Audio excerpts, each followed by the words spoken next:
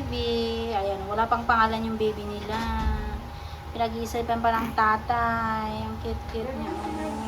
Ayana Macy ata yun. Ayana May. Ayana May? Ayana Macy. Ayana Macy daw, yung pangalan ni baby. Yan, 2.6 kilos si baby. Pinanganak ng 5 o'clock p.m. Ayan, kinis-kinis ng mga balat. Ayan, oh. Pag mahilig talaga ang nanay sa mga prutas, ang kinis ng baby pag nilabas. Ayan, oh. Kinis ng mga balat.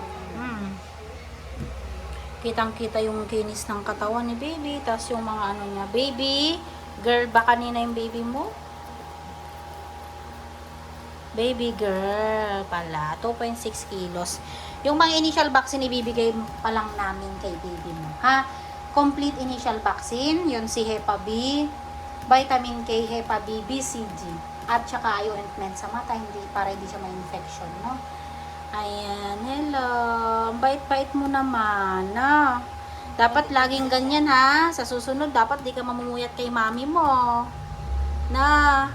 Alay. Congrats, nakaraos na sila ni mami. Sabi niya, madam, ang bilis ko daw.